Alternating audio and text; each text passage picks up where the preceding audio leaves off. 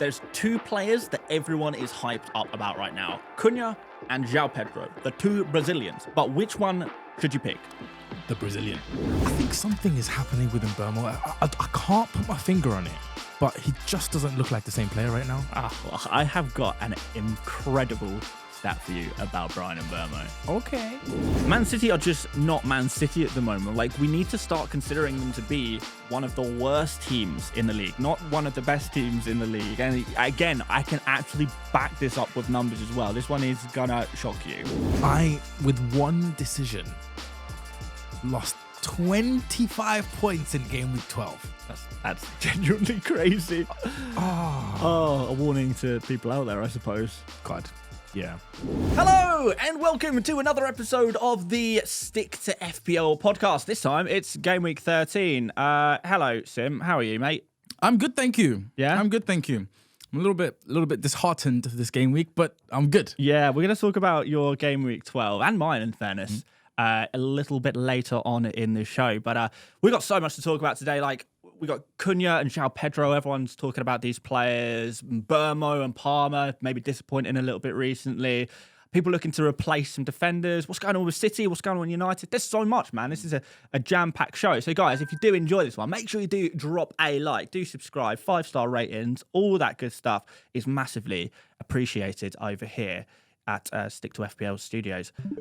Speaking of studios, James, who runs the beautiful studio launch pod that we have, gave me this shirt today. Oh. Yeah. Palm Beach Breakers. Breakers. Breakers. Breakers, yeah. It's pronounced Breakers. Okay, sure. So yeah, they were at the Football Content Awards this week, which you attended. I did indeed. Yeah. Tucked down, dappered up. We'll be there next year. You look very, very smart, actually. Thank you very much. Yeah, and I hope we are there next year, winning, no doubt. Maybe. Of course. Or would we take like a third place in our first year, maybe? At the Content Awards? I'll take third or first.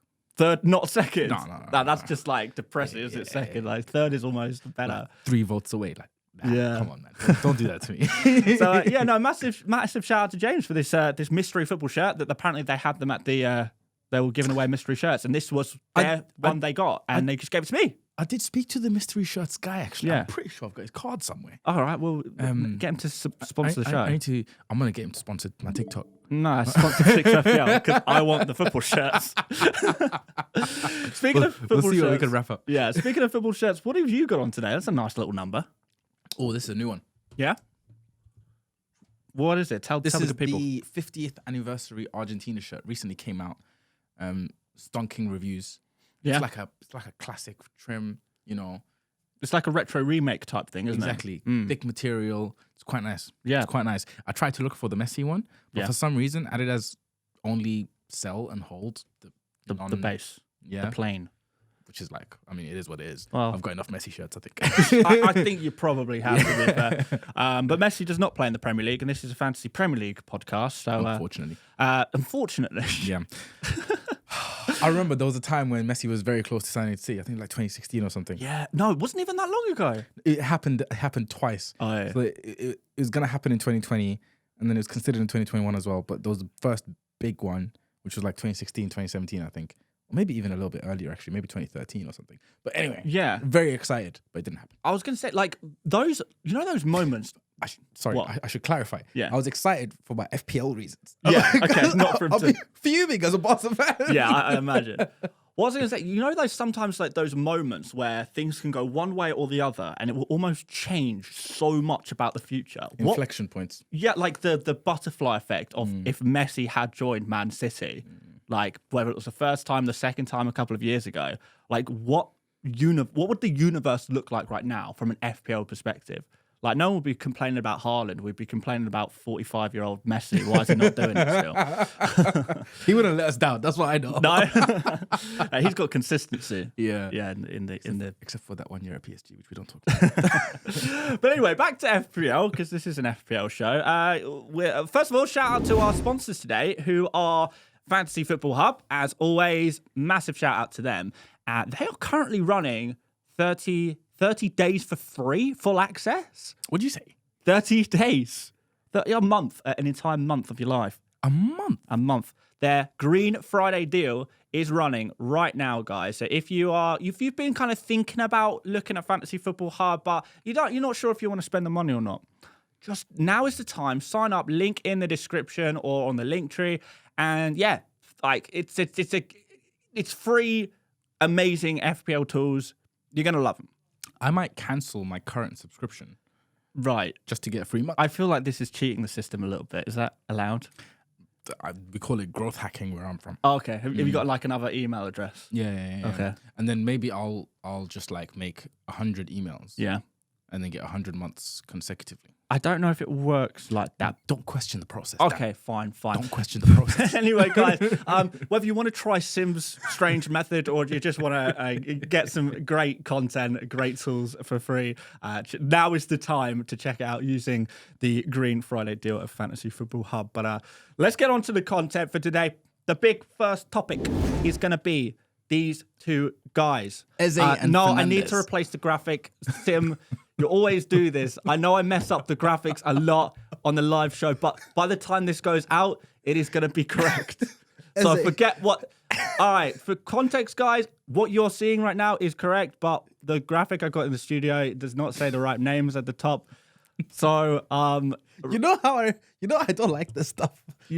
I can't focus anymore. All I can see is, my word. doesn't Bruno look very black? Yeah, okay, this is the wrong... Okay, we can move on. We can move on from that. Okay, good. Cunha and Joao Pedro. Yeah, that's what Cunha looks like. Have you watched the Wolves game before? Yeah. Okay. A lot of audio listeners are thinking, what the hell is going on right now?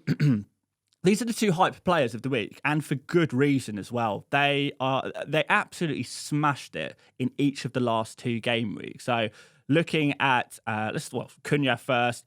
Last game week 12, 16 points, 2 goals and an assist. Game week 11 against Southampton, 1 goal, 1 assist, and 12 points there. As for Joao Pedro, 12 points against Bournemouth in 12, 11 points against Man City in 11. That was a substitute appearance. Crazy stuff for cheap forward assets. Really, really high points. Cunha's the top scoring forward right now behind Jackson and Robot. Let's have a look here. Total points. I believe that's correct. Forwards, second. Second. In forwards, only Haaland has scored more points among forwards than Cunha. There you go. And it's getting close. Cunha only 9 points behind. I mean, Haaland has 3 points in the last 10 game weeks. Yeah, fair. Yeah. On current trajectory, it won't take long for Cunha to overtake. But no, I mean, the two brilliant options at the moment. Very, very heartbroken that I somehow benched Cunha. How did you manage to do that? We'll explain that later. Okay, fine. But very interesting that now you've got the data up. Cunha doesn't really jump out the screen, does he? But this is what I've been saying pretty much every week with regards to Cunha. It's like the meme, he can't keep getting away with this. His data is genuinely awful. He scored, I think, 7 goals from something like 3 XG this season. It's probably less than that.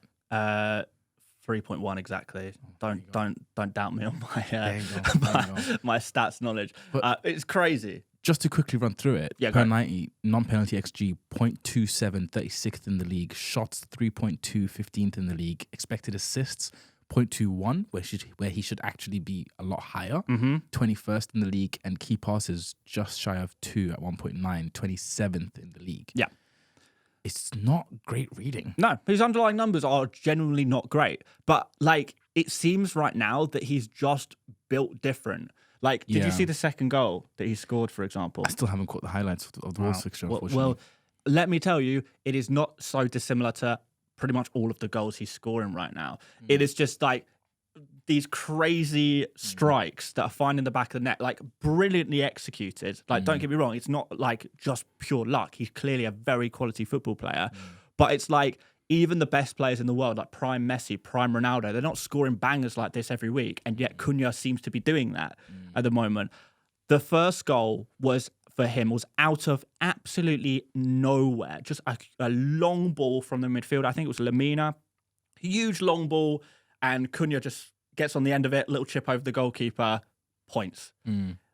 It's strange. It's strange that he keeps doing it. And I'll be the first person to admit, I didn't think... there's no way I saw this coming against Fulham, a team in form. Yeah. I mean, so this is my thing, right? So we had discussions about Cunha and Wolves in general a couple of game weeks ago. And my view was they score. They can score, and they have been scoring a lot, even in these tough game weeks. So maybe there's a difficult fixture slant to this data, and maybe that data has picked up over the last few game weeks. But even outside of that, he is a player who is in brilliant form. He is lovely to watch. Like, such a good footballer at the moment. So I think he's definitely still someone that you should be targeting. And the fixtures just don't get bad for ages. No, and we're going to have a look at the fixtures in a moment. But one more point, I guess, to mention on Cunha, I am coming around on him a lot. I do have him in my FPL team, but he is performing way better than I thought he would. I think the thing is, he is capitalizing in counter-attacking opportunities, but also because of his like long shot ability kind of thing and creating something out of nothing kind of ability, he can do it against the low blocks as well. So it's like kind of incredible. He can do pretty much anything seemingly, but it cannot continue at this rate. Like statistically, it's not possible. No player in the history of football has continued to overperform at this level for a sustained period of time. But whilst he is doing it, maybe you just own him. Yeah. Right? Yeah. I think value-wise, it's brilliant. Obviously, if you picked him up at 6.5, you're a lot happier than now. But he's just at it. And Wolves just seem like they can score. Their attacking system works. Excuse me. Whoa. What time is it? We don't have the timer on. I have no idea. Wolves just seem like they can score. I think he's still a brilliant buy, and he's definitely higher priority as a purchase on my list compared to the likes of Jimenez's and Woods, and players like that who a lot of people probably have in their team. Vardy's, Dominic Calvert-Lewin's. Compared to them, I would still drastically prefer him. Okay, well, let's have a look at Joao Pedro and try and make that comparison a little bit. So Joao Pedro is, I would say, significantly cheaper at 5.6 million compared to Cunha at 6.9.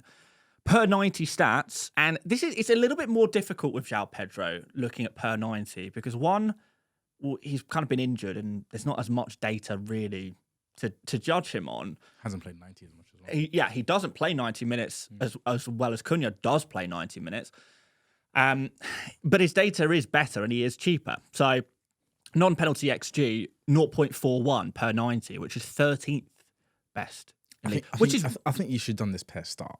Because that is like skewed upwards because of the per 90. I agree, but like there's just not much data per start for Joao Pedro. So it is difficult. But I think you have to factor that in when you're making decisions. So yeah, massive asterisk on this. But the data is fairly better. Like to be 13th for per 90 data for a 5.6 million player in any position really is great. That's amazing. Like compared to Cunha, 36th in the league per 90 for XG, non-penalty. And by the way, both of these players probably penalty takers as well. So that could be boosted for each of them. Shots 2.2 per 90, not great. It's fine, but it's not great. Expected assists better than Cunha, 0.31 per 90, which is 7th best in the league. 1.5 key passes, which is it's way down there. But I think what we've seen with Joao Pedro, and I guess this is what we see in forwards in general, is that they don't necessarily shoot as much or create as much as maybe some players who are slightly deeper. But the chances that they have or the passes that they're creating for their teammates are often of higher quality. So it's not necessarily about volume, but about quality of chance. And these two guys are getting quality chances. I mean, I would say the inverse. These guys are both like second strikers, right? They are, but they're in the right areas. Yeah. So the reason probably why they're not taking lots of shots is because they're not that focal point of their respective teams. Like Joao Pedro is playing in a similar position as Cunha is at the moment. They're both talismans of their team. In the sense of positionally where they are on the football pitch. Compared to, like, for example, Jackson's data and Isak's data and Haaland's data is not going to look anywhere near this because they are, like, I'm pretty sure even Chris Wood takes more shots than this. right? As Chris was around 2 shots per game. No way. Yeah, like he's very much a low volume, high quality chance kind of guy, which Joao Pedro kind of has been. But Cunha has not been that guy, really. But I guess you would expect higher volume of shots from a player who is playing as the tip of the team, as opposed to a player who's here, who really, I like Cunha. Maybe that data doesn't say it, but Cunha is very creative. Right? He is. For his team, he really is. I don't know how this data has like presented it like this, but watching him, I feel Cunha is very creative, and the data says that Joao Pedro is also quite creative. But I think because of that position they play, they end up picking up these sort of 1 or 2 great opportunities to sort of sneak in behind the defense or sneak in sort of on the cutback or something like that. And it makes them sort of really good options. And you're right, they are both respectively talismans of their team. Yep. Let's look at their fixtures up next and make a comparison. So we've said that maybe Joao Pedro... Would we say that Joao Pedro is better value for money when you compare... Yes, he does have better data. We have to take that with a grain of salt. But he has better data and is cheaper. So that's a point in Joao Pedro's favour. But then let's look at the fixtures here. Joao Pedro plays Southampton at home next. And right now, I believe Cunha is the more popular transfer in. I think more people are going for Cunha right now. Interesting. Than Joao Pedro. And yet we see Joao Pedro has the better data. He has Southampton at home next. And that's not to say that Bournemouth at home for Cunha is a bad fixture. But it's not Southampton at home, is it? Yeah. That's one of the plum fixtures of the entire season. Yeah. Plus, realistically, predicting that Bournemouth fixture, you'd probably go for a Bournemouth win. You would, yeah. Or maybe at least a draw. And you could feasibly see Cunha, or Wolves as a team scoring 2 goals in that game. Yeah. But you can't see them scoring 3 or 4. Yeah. But then again, I would have said the exact same thing about Fulham. So don't go tell me that. Yeah. It's difficult. If we look at the next 3 game weeks as a block, if you like, Cunha faces Bournemouth, Everton away, who are the 0-0 masters. Long live Sean Dyche. Dawn Scheich is a thing of the past. Dawn Scheich has left us. R.I.P. Dawn Scheich. OG podcast listeners will know about Dawn Scheich. But Sean Dyche is back. 0-0 every week. So Wolves versus Everton, or Everton versus Wolves, should I say? That's like the most 0-0 game of the decade, right? Come on. These are the 2 most 0-0 teams of the Premier League history. Maybe Stoke you'd throw in there as well. This is a 0-0, man. Yeah.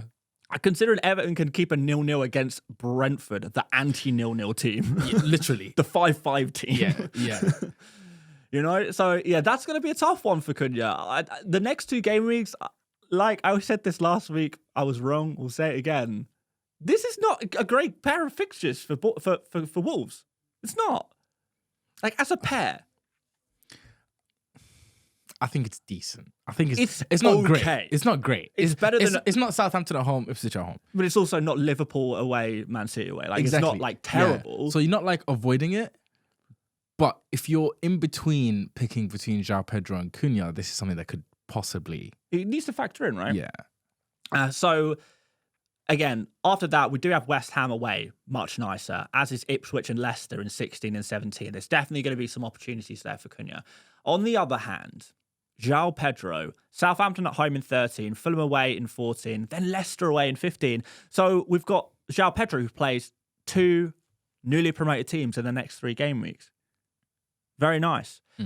Crystal Palace and Brentford after that as well. Again, 2 fabulous fixtures for an attacker. So I would say that on the whole, Joao Pedro has the better numbers, he is cheaper, and has the better fixtures. So if you have to pick one, he's your guy. Yeah. I was very cold on Joao Pedro for basically the whole season. And this week has just changed my mind. Yeah? This week has just changed my mind. He's the guy. I think so. And like, he's gone up 0.1 now. So he's only, 0.4 cheaper than Danny Welbeck. But taking into account the performances that he's been putting in when he's been on the pitch, despite the limited minutes, that's still a problem, by the way. He's still getting restricted minutes. Yeah, and he's not guaranteed to start every game week. Yeah. Well, or is he? Like The minutes are precarious. Start or he's no the start. best player in his team. That is a fact at this point. So then why doesn't he play all the minutes? Cole Palmer plays 90. Anyway, my point being, like the minutes are precarious, but I think he can eat it. Like he's just like Cunha, he's on brilliant form, and Welbeck has kind of just started to dip. Yeah, and it's been a while now. Yep. So Joao Pedro just feels like a really good place to go. And you can't go wrong at that price tag, man. I mean, what's the worst that could happen? You bench him and you play Rodgers or Semenyo, whoever you've got as your fifth midfielder, right? You can't bench him, though. You can't. I think game week 14, you may bench him if you're a Rodgers owner. But game week 15 is a very tough choice for a lot of people because Rodgers has a brilliant fixture and Joao Pedro has a brilliant fixture and Cunha has a brilliant fixture. And a lot of these players have good fixtures.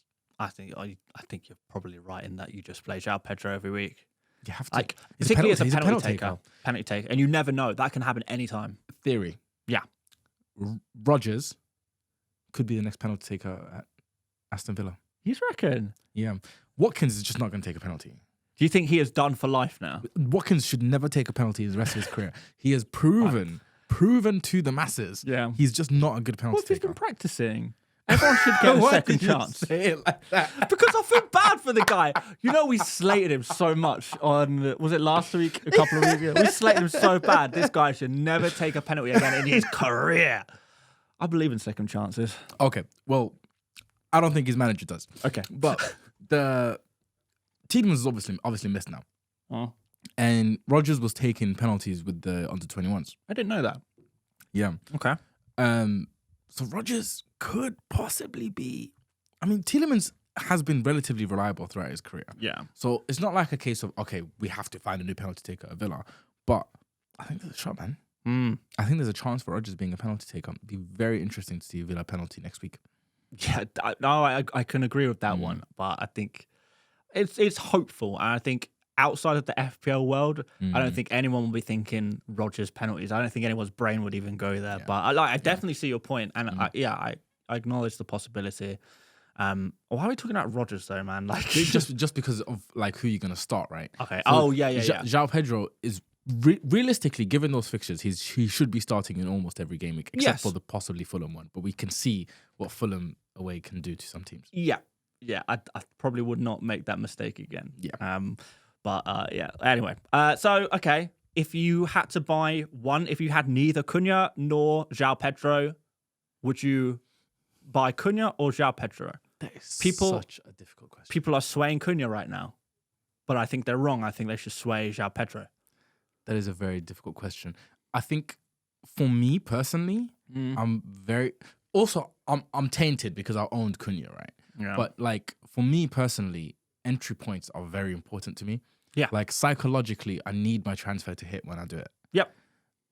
I don't want to hear like 5 game weeks, maybe I'll consider that looking back, but I need my transfer to hit when I do it. And Southampton at home is just such a brilliant entry point. And there's another good entry point for Cunha, and that's game week 15. Yeah, quite right. So, all right, we're on the same page there. And second part to the question, if you did own one of these players, say if you have Cunha, so you buy Joao Pedro no matter what. If you have Joao Pedro, would you make Cunha one of your main transfer targets?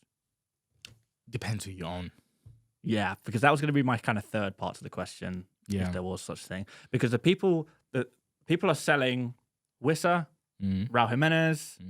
Like, by the way, Wissa had a brilliant chance, very unlucky not to score last week, and has Leicester next. Raul Jimenez, I forget who he plays next. Spurs.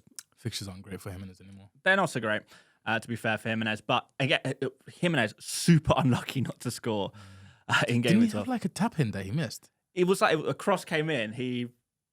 I guess it was a very big chance, and he hit the crossbar post. No, like battered the crossbar / post. It like pinged back to the halfway line. And he hit it so hard. But yeah, super unlucky.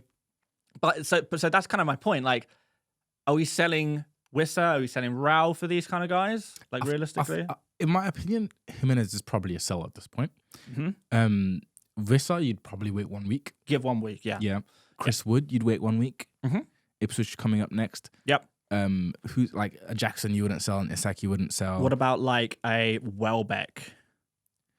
You can't do that. I've been having people asking me this week, should I take a -4 to sell Welbeck to Joao Pedro? Multiple people asking me that. You can't do that. You have to double up. Mm, You have to double up. yeah. Or if you're in a scenario where you own like a Isak, Jackson, and Welbeck, you just have to live with it. Like, It's not a bad thing to live with, exactly, no, is it? It's really not. It's really not. And like, Pedro's been scoring now, but Welbeck is certainly capable. But you just have to live with it. You can't do that. Yeah. It should be said that -4, that's crazy. 0.0 XG, 0 XG in Game of 12 for Welbeck. Yeah, Didn't have a shot, basically. horror.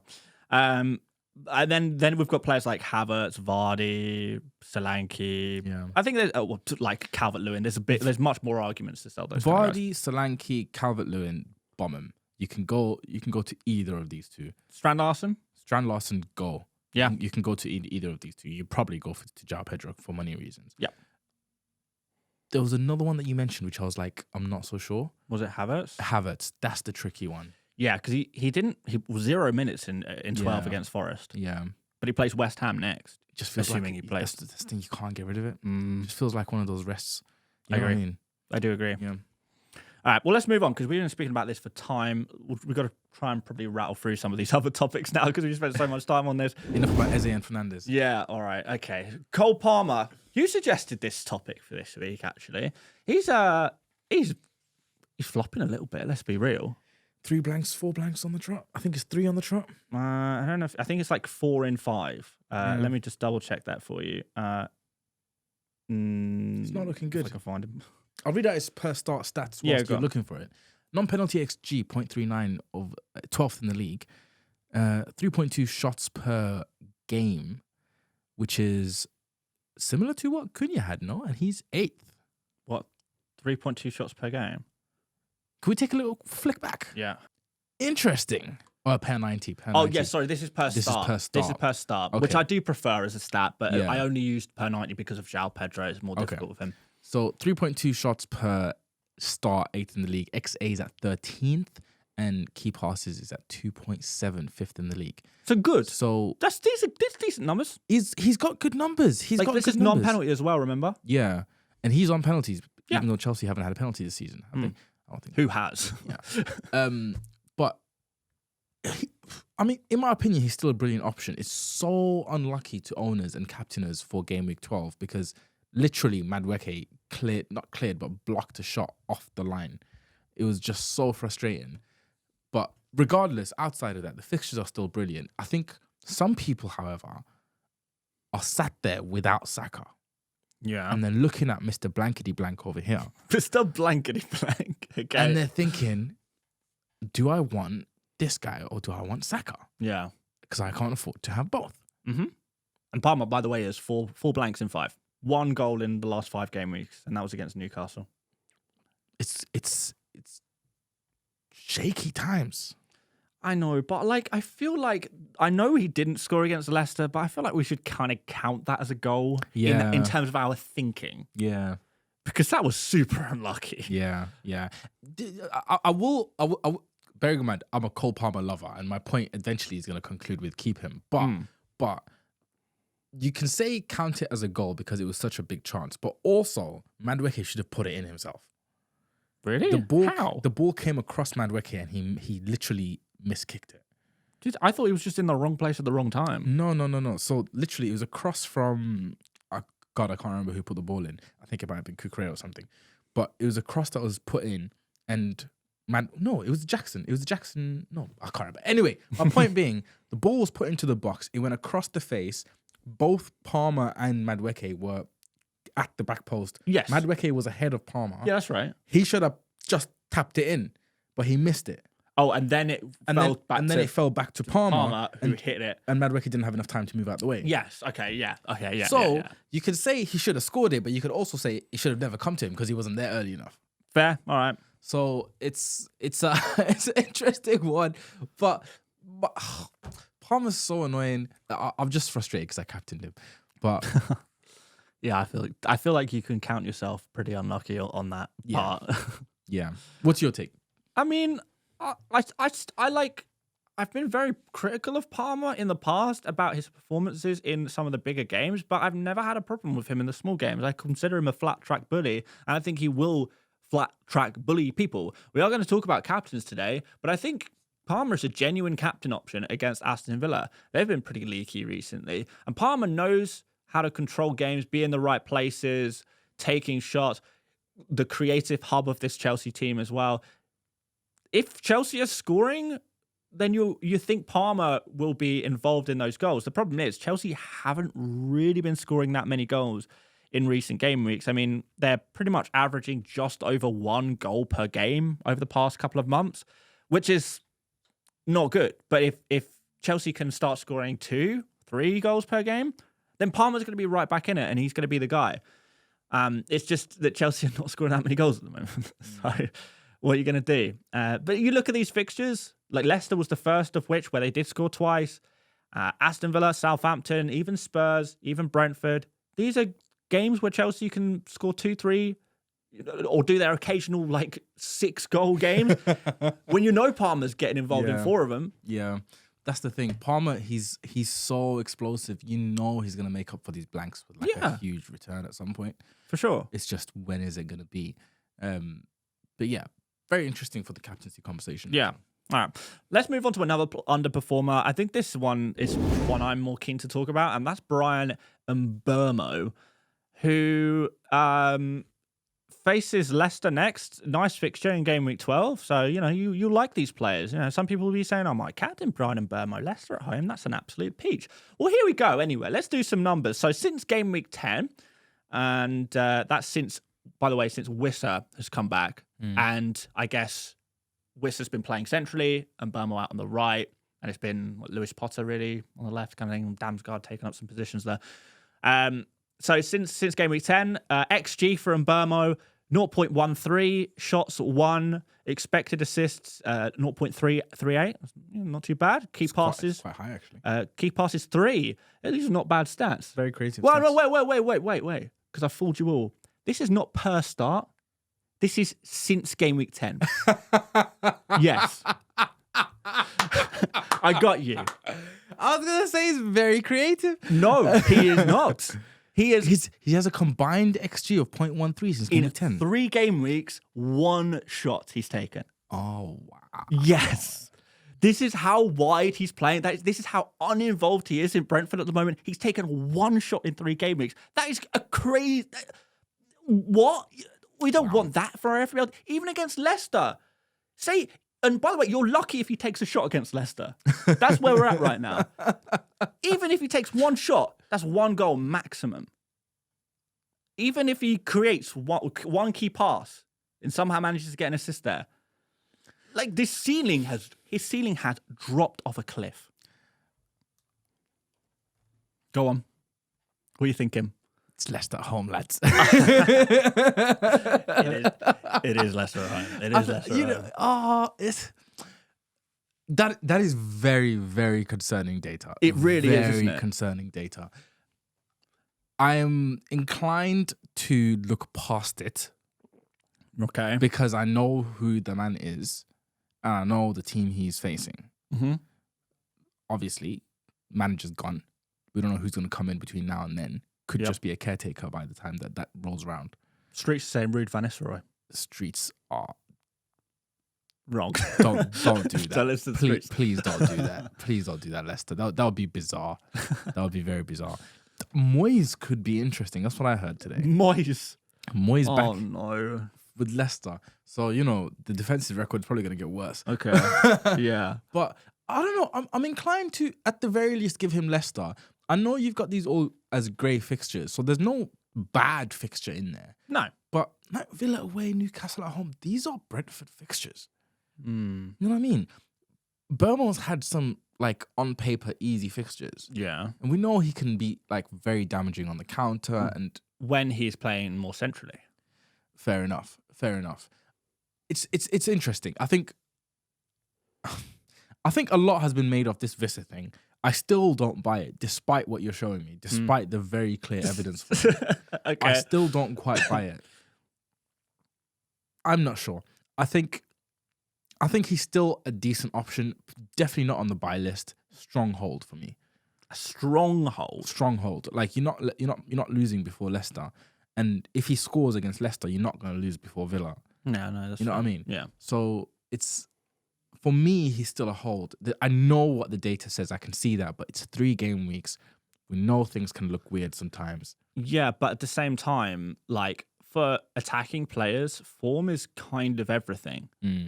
Like, Cunha and Joao Pedro don't have particularly good data. It's decent enough, but it's not like crazy. But we're still saying, yeah, these are the guys. When a player's data is bad and their form is bad, like what's the best we're hoping for here? He can't score goals if he's not shooting. He can't get assists if he's not creating. I know it's Leicester at home, but I mean, I certainly would not be captaining Mbeumo at this point. Oh, no chance. But he is well on the chopping block for me. They won 3-2 against Bournemouth, and he didn't take... I'm guessing that's where he took the shot. I can verify that, but... In the last 3 game weeks, they've played Everton, Bournemouth, and Fulham. Which is games that the one shot was against Bournemouth, yeah. You'd really expect him to do better in that. That's very... Fulham, Bournemouth, Everton. Interesting. I mean, to be fair, Everton... But aside from Everton, Fulham and Bournemouth are the kind of fixtures that you'd expect him to have space to operate Fulham, yes, for sure, Fulham. Bournemouth as well. Yeah. But it was really Wissa who was the beneficiary of that. And he did get his assist against Bournemouth, in fairness, as well, which is his one return in the last 3. It's an interesting one. I think people will be looking to sell Mbeumo very soon, and I wouldn't blame them at all. Yeah. Wouldn't blame them at all. I think the problem is... with Mbeumo is there's not really that many replacements outside of Saka, Palmer, Salah. Bruno. But he doesn't look good at all right now. Yeah, we'll do that next. Let's do that next. Okay, Manchester United, first game under Amorim, new information. What did you watch the game? I did. Okay, what did you think? I've got on screen, by the way, the kind of lineup that Manchester United operated with, which is Rashford up front, kind of Garnacho and Bruno just behind, Dalot and Ahmad as the wing-backs, I suppose, Eriksen, Casemiro in the middle, Evans, De Ligt, Mazraoui in a more kind of sort of hybrid centre-back position, I suppose. Obviously, Onana in goal. What did you think? I think the only player on that team who came out of that looking good was Onana. Yes. I honestly, I was going to say the exact same thing because I know people were saying, oh, Rashford scored. Yes, he did score in 2 minutes. The rest of the game was not great viewing. Yeah. I think there's another player, by the way, but I'll let you finish. Dalot. For me. No. Who? Not for me. Ahmad. Sorry, yes, that's who I meant. For some reason, I looked at the wing back. Ahmad Diallo. Yeah. Dalot. Yeah, that's what I meant. No, Dalot looked good, but bad for FPL. You know how like out of position players are called OOP. Yeah, OOP, out of position. And like who got the assist coined poo. Sorry. So OOP is a player who's out of position in a good way. Yeah. Poo is a player who's out of position in a bad way. POO. What does that stand for? They don't stand for nothing. Okay. Position out of. Yeah, basically. It's like reverse. They're out of. You got a midfielder playing defense. Yeah, but I think this is where things get interesting. I think Ahmad will play further forward. I've been speaking to some. Where? I've been speaking to some Sporting fans. Okay. They reckon that Amorim is like rotation crazy, experiment crazy. He will try all kinds of stuff. He will change things week to week. And just because this is what Manchester United looked like against Ipswich means nothing when we look at for the following game week. Yes, Rashford plays as a striker, but does he next week? Could it be Haaland? But that's a problem for me. Like for FPL, hell yeah, it's a problem. For FPL, Ahmad, if he's in the right wing back position, he's decent. He's not brilliant, but he's decent. Yeah. Right? If he's now suddenly competing for one of those 10s, I think he is. It gets ugly because he's not starting more than one or two games every 3 game weeks. What if he was playing 10 in some games and wing back other games, but playing most games? Remember, you got to put into context. He's 4.9 million in FPL. Yeah, I think I've got a few problems with United right now. First of all, they look defensively shocking. Yep. Yeah, and this is what I was flagging before, right? I think United are going to get worse defensively under the system. Okay. High pressing. You got grandfathers in central midfield. Like, it's not going to work for them. Yeah. Poor Johnny Evans. You know what I mean? He sat there in a very tactically complex position, having to press and jump. You know what I mean? Well, that's not going to be every week. Luke Shaw, for example, got subbed on there. Martinez, obviously, another player could play there. Whatever happens, they need to solve the midfield problem, right?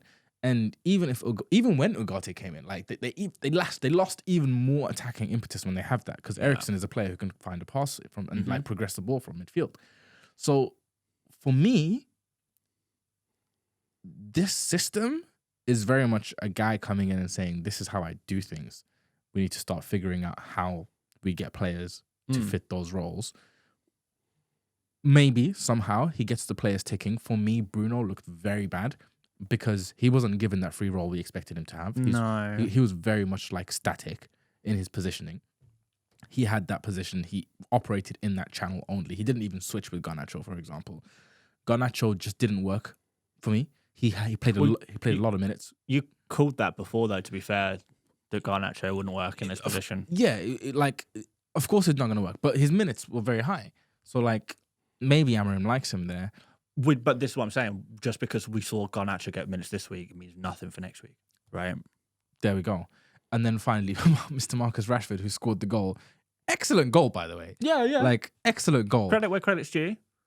But ghosted the rest of the game. He's not a centre forward. No. He's not a centre forward. No. So it's a... I mean, Højlund's going to start soon, surely. So then, where Rashford and Garnacho competing for that spot?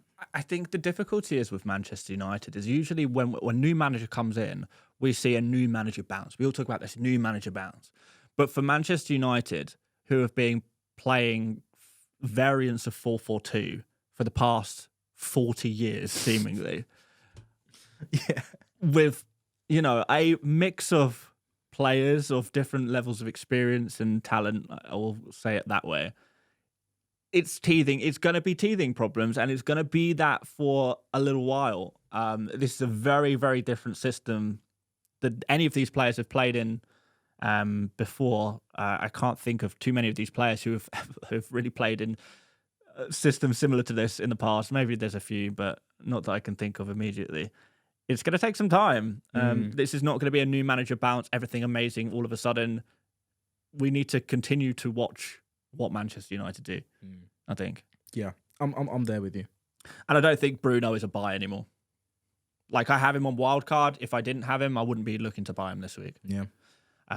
Particularly against Everton, who, as I mentioned, are a phenomenal defence and will hold anyone to a 0-0. Anyone. Liverpool, coming up in a few weeks. 0-0. No. Man City are watching. Yeah. Oh, that's an excellent segue, Sim. Well done, mate. Man City. 5 losses on the bounce. Whew. Yeah. And to be, like, even some of the games before that, like, they could have lost. They conceded first a lot of the season, hasn't they? Yeah, like, I'm trying to think back to some of the other games they played. Like, Fulham could have feasibly lost that game against Fulham like a few weeks ago. Smashed them in, couldn't he? Yeah. But they've lost 5 games on the bounce in all competitions. They are looking so bad right now. They look so bad. What's going on? I can't help but saying it with a smile because it feels good that Man City are finally bad. No Rodri, even Kovacic is gone now. Makeshift, Lewis Gundogan in defensive mid. Yeah, it's crazy times, man. Crazy times. Yeah. I feel targetable. Yeah, this is what I'm saying, right? That bad right now. Okay, let me tell you how targetable they are. So in the last 3 game weeks, where do you think Man City plays for expected goals conceded in the past 3 game weeks? Premier League. I'll give you a clue. It is not top half. So in the Premier League, last 3 game weeks, where did Man City place? Expected goals conceded. Conceded 4 there, conceded 3, conceded 2, and then conceded 2. I'm going to put it as 13th, 14th? Wrong. 16th? No, wrong. 18th? Keep going. 19th? Keep going. 20th? Yes. Wow. No team has conceded more XG than Man City in the last 3 game weeks. They are the worst defence on form, the worst defence in the Premier League, statistically. Damn. That is crazy. Very crazy. That like, no one could predict this. This is insane. But you mentioned targetable. Hell yeah, they're targetable. This is the worst defense in the Premier League on form. And you know who's playing them next? Mr. Mo Salah. Let's talk about captains. Actually, no, we've got to talk about someone else first. We've got to talk, Don't worry, I'm tired of talking about defenders. It's okay. We can breeze past this very quickly. Okay, let's do this. Then we'll do captains. So, people are looking for new defenders. I thought we'd look at some fixtures. According to Fantasy Football Hub, these are the teams with the best fixtures among defenders, and this is defensive-related fixtures, I suppose. So, Bournemouth are number one. They've got Wolves, Ipswich, West Ham coming up, Crystal Palace and Everton at home. Two really nice fixtures for your defenders. Apparently, Bournemouth have the best fixtures for defenders. Kirkes looks quite good. Very nice indeed. Spurs apparently have good fixtures defensively, which this is, by the way, between game week 13 and 20. So I think the fact that Spurs play Wolves in 19, Newcastle at home in 20, maybe sway that a little bit. Yeah. Forest in 18. The immediate fixtures aren't great for them, though. No. Wolves are up there. We probably expected to see them there with Everton 14, West Ham in 15, Where's Ipswich Arsenal? 16. We'll get there. We will get there. Brighton in fourth. So Ait Nori maybe for Wolves. Brighton in fourth. Lewis Dunk about to drop to 4.3. Verbruggen, yes, for goalkeepers. Really nice. Aston Villa, got some nice fixtures there. Don't do it. And et cetera, et cetera. Let's look at the worst defenses. This is the worst defenses. Look at Everton. Yeah. They're going to keep 5 clean sheets. Yeah. They will manage to make these games 0-0. Don't you worry. They have the worst fixtures in the league because they play like Man United, Wolves, Liverpool, Arsenal. They play Man United, Liverpool, Arsenal, Chelsea, and Man City in the next 6. Yeah, they've had a really good run though. Yeah. So.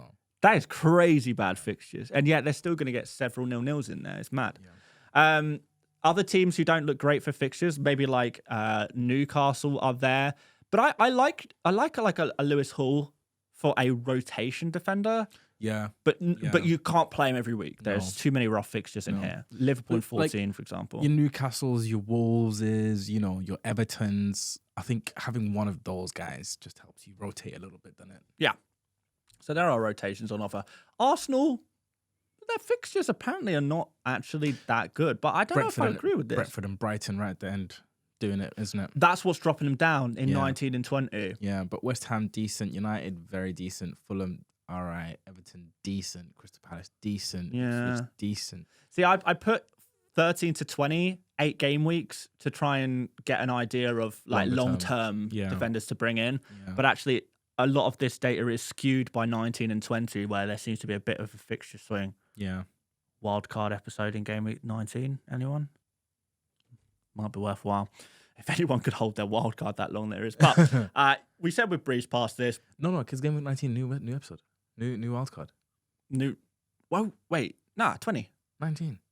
19? Yeah. I thought it was 20. 19. Ooh, hello. Okay. Wait, no. After the deadline in game week 19. So 20.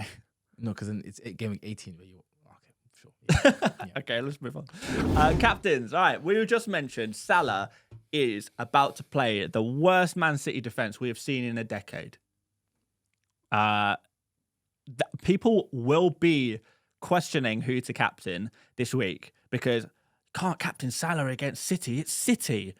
This is City. They're fantastic, really good at footy. Always kick the ball in the right direction and do the right things. Brothers, you are not watching football games. You are looking on the FPL app and you are seeing a dark red colour and you're saying, I don't think I'm meant to captain players in the dark red fixtures. Watch football. Man City are dreadful right now. Honestly. And that is swaying people towards some of these other players. For me, Salah is my captain for game week 13. There is no doubt about it. I'm so torn. Yeah, because you look to be different. And I definitely appreciate that. And you should look to find opportunities to be different. But when you see this Man City team, the way they're playing right now, and the way Salah's performing right now, football is played on grass. I'm a changed man. Here's my pros and cons. Right? Okay. despite form, for me, captaincy, data-wise, is a decision that should be made on the fixture, right? Form should be taken into account in transfers, and fixture should be taken into account in captaincy. That's like what maths says. Okay. So, taking that into account, Man City is a difficult fixture. In general, maybe not in the last 3 game weeks, maybe not in the last 5 Man City games, but Man City is a difficult fixture. Okay. That's the con. The pro. Even when Man City are brilliant, Mo Salah smashes them in. Yep. More pros. Mo Salah is on brilliant form. Yep. More pros. Man City are in awful form. They haven't got a defensive midfielder. They are conceding lots of chances. They haven't got good runners in midfield. Liverpool absolutely do teams that don't have runners in midfield. It's a lot of pros. A lot. But what? I do think that Cole Palmer and Saka have a decent shot at outscoring him. All right.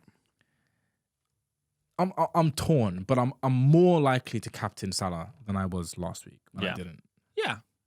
I mean, you mentioned data there. So we've got the Fantasy Football Hub predicted points here, and for Gameweek 13, and they are predicting Salah to be the top scoring player of the week at 7.5 predicted points. So despite this seemingly being a bad fixture, even the data, which usually is a little bit slower to catch up on form and stuff like that, is still suggesting that Salah is the best captain. But Palmer is not too far behind on 7.2 predicted points against Aston Villa. But it should be said that Aston Villa's defensive data isn't actually that bad.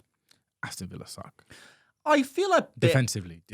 Great team, although. Okay, I feel like that has been impacted by, no Kamara, no Onana, no Konsa last week. Who else were they missing? I think they were missing a couple of other defenders as well. Cash, yeah, obviously wasn't fit enough to start. Had to play Bogard there. Like they're like, and they played Moreno instead of Digne, but that's a conversation for a little bit. Maatsen, yeah, sorry. Moreno plays for Forest now. Yeah, I'm just thinking of left backs right now. I don't know if Aston Villa have a few of their defensive players back. Carlos is not back though. Sorry, no, Carlos is playing. Yeah, Konsa's not back. Yeah, but Konsa, could he not be back for game week 13? I think there's a chance. I think there's a solid chance. I'm not sure. Well, I mean, by all means, wait for press conferences, and if everyone's still out, then hell yeah, let's talk about Palmer some more. Yeah. I don't know if it's my stubbornness saying for me to go for Palmer again, because I do think he's a great captain option, but it's gonna hurt if he outscores Salah this week. But you're right, that Salah Man City fixture just looks so peachy, despite it obviously not on paper being peachy. Yeah, it's hard to go against Salah right now. He's got in 12 fixtures 8 double-digit hauls. That's mad. I think he's got 2 blanks all season. That's perma captain territory. Yeah, literally it is. I think the one of the 4 non-double-digit hauls was a 9-pointer. The other one was a 6-pointer. Yeah, and I think he's got 2 blanks in there. Yeah. So crazy. It's a bit mad. And he doesn't even look like he's gonna score in most games. He just finds a way. Yeah.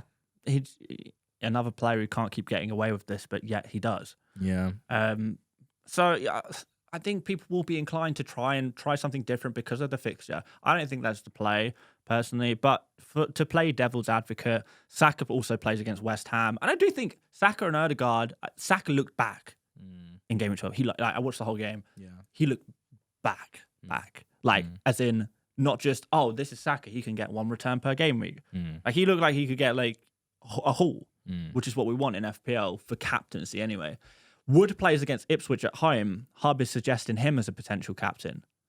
This is a really nice fixture, and Wood has obviously shown some great form this season. Son against Fulham. Haaland is after that. He's always going to be in and around the data, but I don't think anyone's going there this week. Yeah. And then we've got players like Wissa, if you have him. Or Mbeumo. Probably wouldn't go for Mbeumo, but Wissa, I still think is on the cards. He didn't look too bad. Despite not scoring, he did have a really big chance to score. 0.82 XG against Everton, so still really good data, which is nice. Anyone outside of that?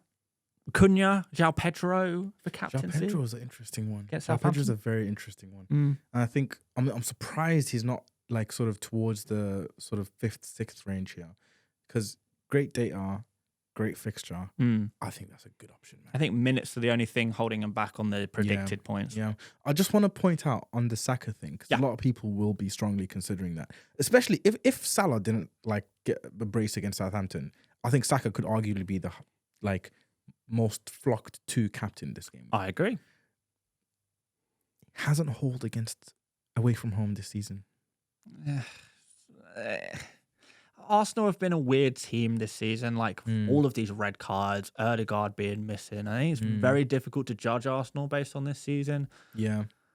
To be honest, I know I'm probably a bit biased as an Arsenal fan, but I really don't mind Saka as a captain. Yeah. For game week 13. If it wasn't for Salah, I would probably be having a very close look at Saka. Yeah. But Salah, even Palmer is probably safer play than Saka. Yeah. This week. Yeah. Just to throw information out there, West Ham away, Haaland never scores a hat-trick away from home except for West Ham away. Is that true? Yeah. Oh, there you go. Yeah. There you go. So, you never know. Saka never scored a hat-trick in his Premier League career till West Ham away. Wow. So we'll see. Hey, that'll be funnier. That would be good. Right, let's move on from this stuff. Let's get to the final topics of the episode. First of all, differential of the week. Game week 12. I'm catching up. Closing the gap. Yeah, so, okay, I wanted to congratulate you this week, actually. Thank you very much. I picked De Bruyne for my differential of the week. He didn't start, got substituted on, and got a yellow card, so a fat 0-pointer for me. Shocking. Sorry for breaking Evan Nilsson, lads. Yeah. You pick Evan Nilsson, who, what's he like 5 consecutive returns in a row or something like that, or 5 in 6? We have to do a video going through how many players I have stopped returning. Ashley Young. Yeah. Mr. Evan Nilsson. Who did I pick last week? Strand Larson. Yeah. There's a bunch of them. That just keep returning until you pick them as differential of the week, and then they go. So I'm going to do it again. You are going to do it again. But anyway, congratulations on catching up by 2 points to me this week. Thank you. But it's still another blank, which makes you 12 blanks in 12 for differential of the week. 66% of the season to go. Okay, well, let's move on to this one. And this is actually really controversial because your differential of the week is Ødegaard. Now, let me tell the audience at home exactly what went down today before we recorded this podcast. So, I text Sim, WhatsApped him. I said, Sim, who's your differential of the week? He said, Hudson-Odoi. I was like, okay, I'll go make the graphics for the episode. And I was making the graphics for the episode. I was making the Hudson-Odoi graphic. And I thought, this doesn't feel right. This is such a bad pick. Like, I need to message this guy and give him the opportunity to change. So I messaged you, Sim. I said, yeah, you sure you want to go for Hudson-Odoi? You want to go for someone else? It feels a little bit unfair compared to my pick. And you chose Ødegaard. And I said, Ødegaard's my pick. That's why it's unfair. That's why I'm messaging you. But you said, well, I don't care. I'm picking Ødegaard. And I had the generosity to give you another opportunity to change Hudson-Odoi. And you said, no, I don't just want to change my pick. I want your pick. I want your differential of the week. It's a hollow victory even if you win. Right. So this is the lovely benefits of narrative and framing. Yes. Yeah, of course. So let me tell you what actually happened. Okay, fine. I was very sort of iffy about my differential this week. You should have told me. I did. I said, I'm going to go Hudson-Odoi, although I kind of want to go Delap as well. Yeah. So you couldn't have Delap. He's over 5%. He's not. He's 4.8%. All right, fine. So I was like, Delap against Nottingham Forest or Hudson-Odoi versus Ipswich. Who shall I go for? And then I ended up going Hudson-Odoi. And you're right to say, you messaged me and you said, hey, are you sure about your differential? And I replied, no. Rightly so. And then you said, do you want to change it? And I said, you know what? Maybe. Who have you picked? Giving you the opportunity to tell me who you picked. So I don't... Fine, finish your story.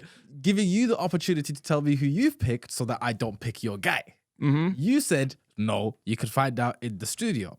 And every week, I always tell you my differential because you make the graphic and you always hide your differential. And if I pick your one, I end up getting priority because you're hiding your differential.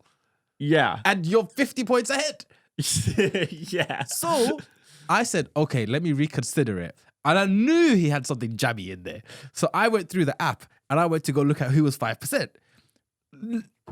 Little known Mr. Martin Ødegaard is sat at 4.3% facing West Ham away. So I was like, yeah, I'm going to have Ødegaard. And you're like, oh no, I picked that. And I said, well, if you picked it, you should have told me. And then I would have changed it. But you didn't change it. So it's my pick. Right. Well, I'm sorry that I care about the show and the theatrics of the show and wanted to get your live reaction to my picks. Look how it served me. And you know what? Like I would let this go and I'd be like, yeah, okay, fine. You just have it. You're way behind. But it's the fact that I'm an Arsenal fan and he is an Arsenal player and I really don't want you to curse him. I really don't want Arsenal to be cursed. I want us to win games. And if Ødegaard's going to blank, that makes things more difficult. He's just come back from injury and now he's going to get a curse. He's got 2 assists back to back. So I think this could be his big game. I think this is the game I catch up. Catch up. He's going to score 50 points in one game week. Could do it. All right, well, whatever. It's just 8 goals. Anyway, as the bigger person in the studio, I decided to let Sim have Ødegaard as his differential of the week. But if he does score somehow, don't it's tell hollow. me you went for Hudson-Odoi. No, I thought about going for Hudson-Odoi just to annoy you. But I did something that I also think will annoy you. No, obviously, I was going to do something that I thought would annoy you.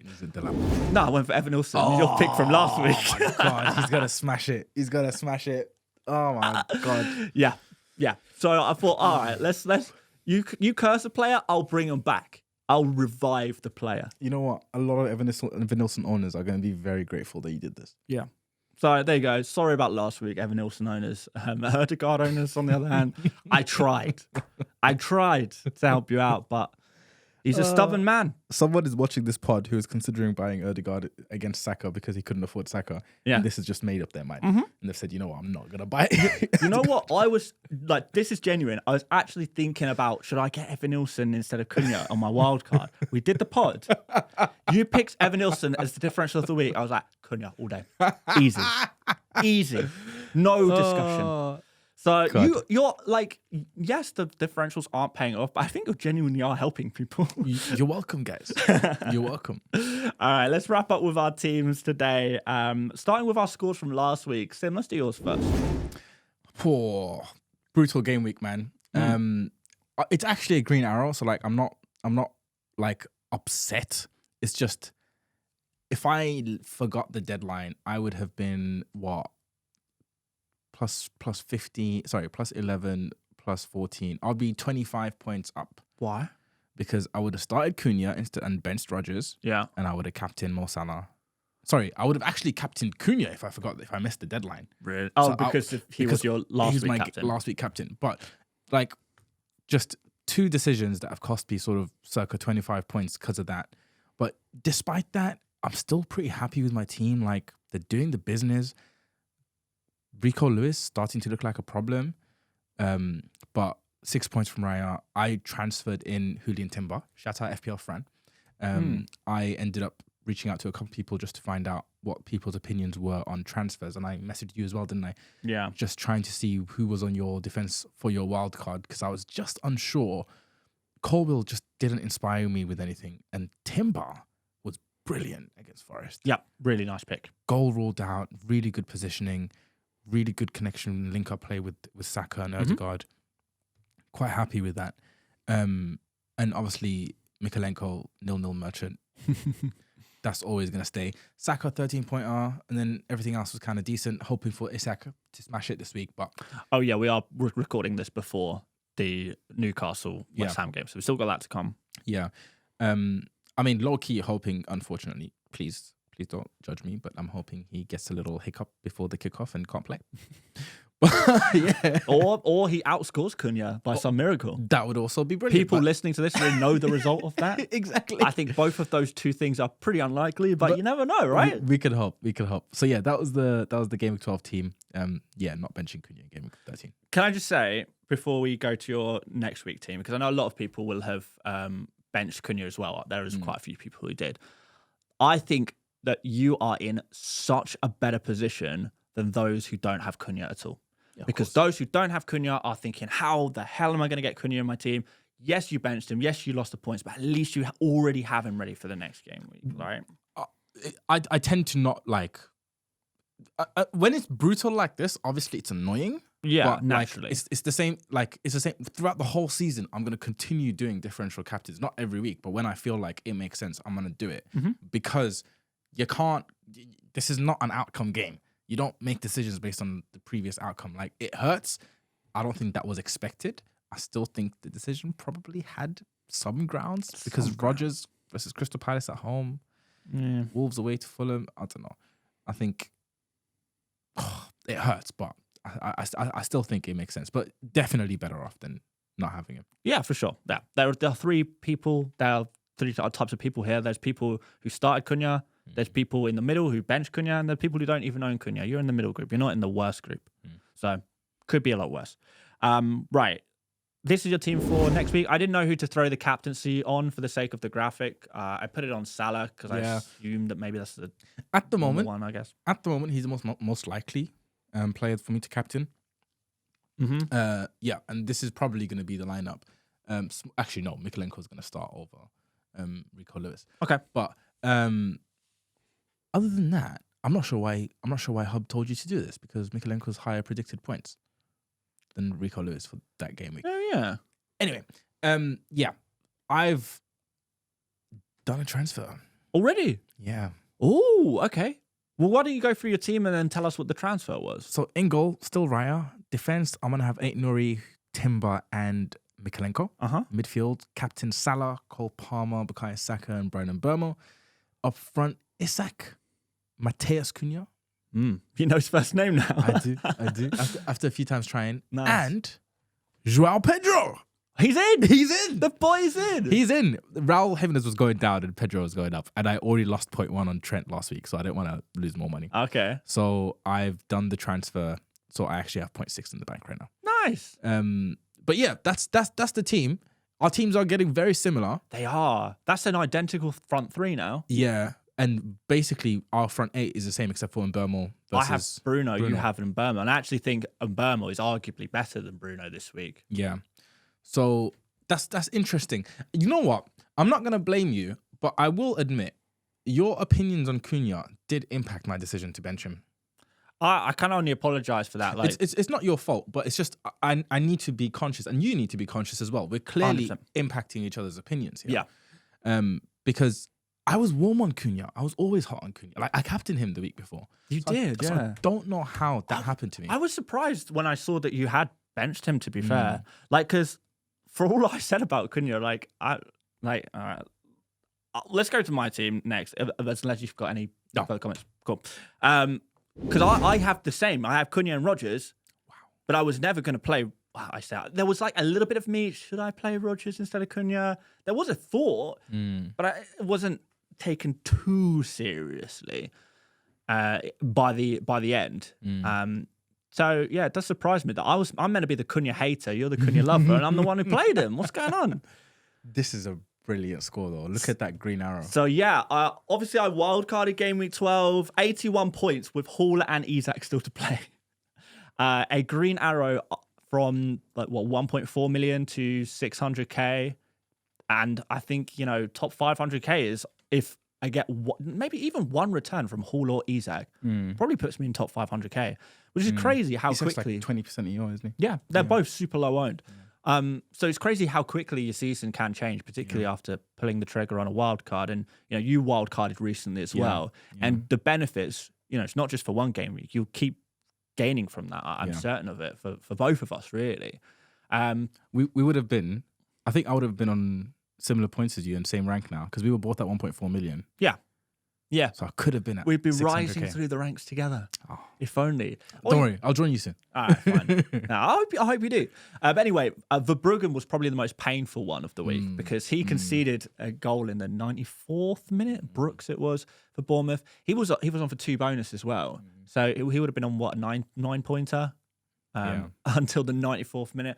But no complaints here from me. Gabriel clean sheet, Saka, Salah, Cunha and Joao Pedro all getting those mega scores. Salah captain for me. Blanks for Bruno and Palmer, which is a little bit disappointing. We'll see what happens with Hall and Isak, but let's see how that goes. I feel a little bit confident in them at least to get something from one of them. Digne benched, which surprised me actually.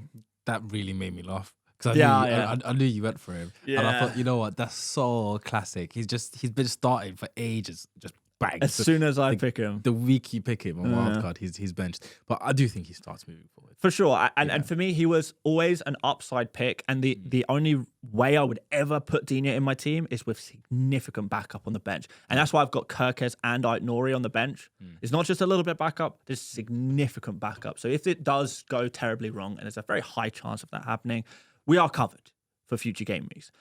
So moving on to my game week 13 team. I'm not actually looking to play Digne this week away against Chelsea anyway. But we'll have Verbruggen in net against Southampton, Gabriel against West Ham, Aït-Nouri against Bournemouth, Hall against Crystal Palace. It's looking good so far. Salah against Man City, which is great right now. Palmer against Villa, Saka against West Ham, Bruno against Everton, Isak versus Crystal Palace, Cunha against Bournemouth, and Joao Pedro against Southampton. I'm telling you, this is almost a free hit team. Looks very nice. I feel good, very good right now about. And our teams are similar, so you must feel pretty good as well. I felt good about my team the last few game weeks now. I think, it's just frustrating, small decisions, but the team has looked good, and your team looks really good as well, and very similar to mine. Yeah. I wish our teams were a little bit more different, but I guess we've taken a slightly more similar We strategy. wildcarded similar time. Yeah, exactly. Yeah. I think if we wildcarded a little bit different to each other, maybe we'd look a little bit different, but we wildcarded at very similar times. I think a lot of people, their teams look very different to this because they maybe wildcarded back in game week 6. So, but it feels good to be ahead of the game, and hopefully we can start making some gains on the pack who, in fairness, have really gone ahead of us. We've got some catching up to do. Let's not pretend everything is amazing. We've got some catching up to do. So hopefully that's going to happen. Small decision, I guess, whether to play Kirkes or Aït-Nouri or Hall. Kirkes against Wolves. That looks on paper like a good fixture, but I think you've got to back Cunha at this point. I would go Hall. Well, not even just Cunha. I would expect Wolves to score. Wolves tend to score, right? Yeah. So I would go Hall despite Newcastle. Are Newcastle at home? No, they're not. They're away against Palace. Yeah, maybe just play Dean, to be honest. Against Chelsea? Yeah. If you're not expecting any clean sheets. I don't know if I am. I think the highest chance of a clean sheet is probably Newcastle against Palace. Yeah. But if Aston Villa were home against Chelsea, I think I would be more inclined to play Digne, but they're not. Yeah. They're all away. Yeah. Kirkes, Digne, Hall. Yeah. Eze is going to be fit for that Palace game, for that Newcastle game. That's a good point.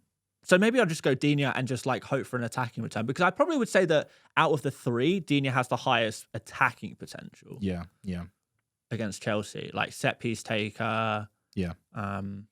Free kicks, putting those crosses in, and Chelsea concede a goal, but usually Chelsea concede goals from mistakes, and the defenders are usually too far back to capitalise on the mistakes that Chelsea are making. So they usually concede chances to attackers. Yeah. So maybe Rodgers is a shout for this week, but honestly, I can't see myself playing Rodgers. The team's too deep to be playing Rodgers. Yeah.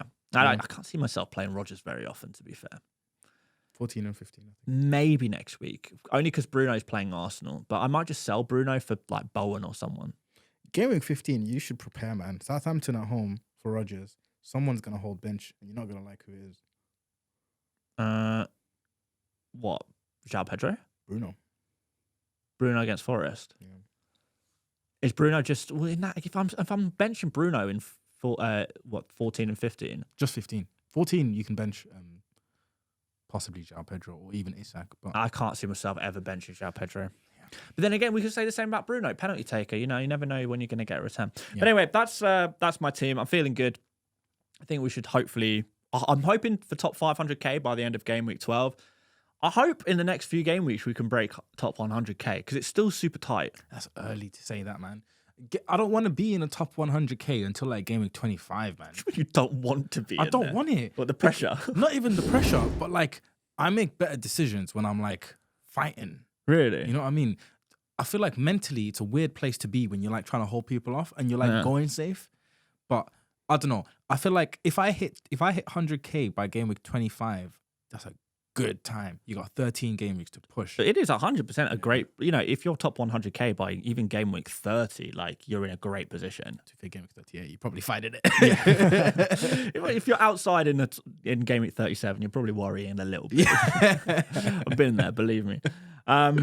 But anyway, that is pretty much everything we want to talk about today. I have no idea how long the show has been, by the way. It has been 1 hour and 20 minutes. Oh my word. I'm so sorry, everyone listening and watching. But hopefully, guys, you did enjoy this one. If you did, make sure you do drop a like, do subscribe. If you're new around here, 5-star reviews are always appreciated as well. And we're going to have some final words from our good friend Sim. Palm Beach Breakers. Check them out. Breakers. Bow. Wow.